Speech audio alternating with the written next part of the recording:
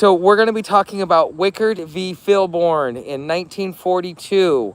What caused it? During the Great Depression, the Agricultural Adjustment Act of 1938 capped how much wheat a farmer could grow.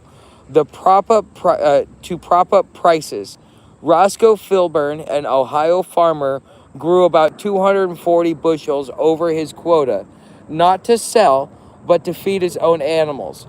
The federal government fined him anyways.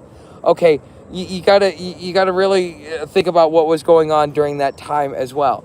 During the Great Depression, you had the Dust Bowls that was going on. You also had because of the way that currency was going and how prices were dropping, in order to keep the farmers to keep their land, they started having to have socialist price fixing on the food supply, and so the government was setting the prices, and so to keep the farmer afloat. Now, it helped during the Great Depression, but in later years it would actually become detrimental. It's actually what's causing a lot of the farmers to go under to begin with. But this, if you ever wonder, like, where do some of these things come from? Like, why do we not grow our own food?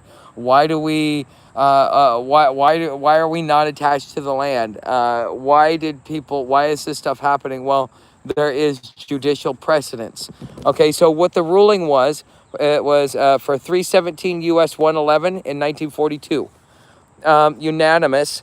Justice Robert Jackson. Congress can regulate wheat a farmer grows for his own use because in the aggregate, everybody's homegrown wheat moves the natural markets. A farmer who grows his own buys less on the open market. The fine stood. And you can also find this on Cornell Law's website. If you're looking for the source, the ruling, it's 317 U.S. 111, 1942. Okay, so you guys have heard me talk about communal property.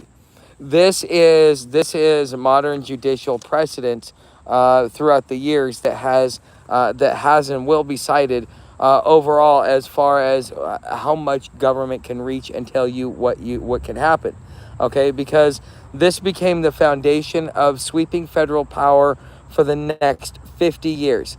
The case cited every time Washington reaches deep into local personal activity, right up through Gonzalez v. Reich in 2005. Hold on.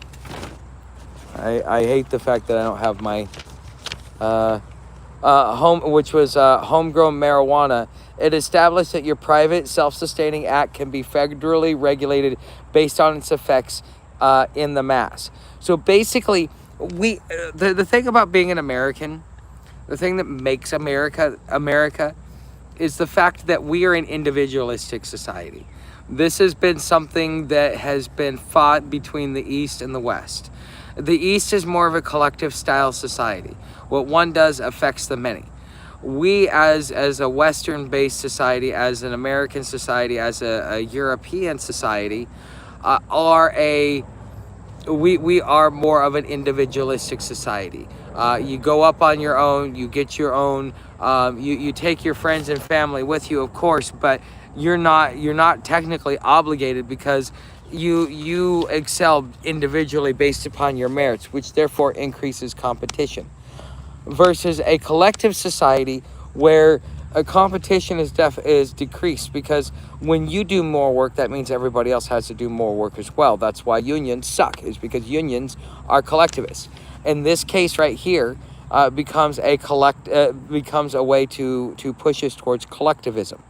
Okay, so if the government can reach what you grow to eat, the distance to reaching where you sleep is to survive is short.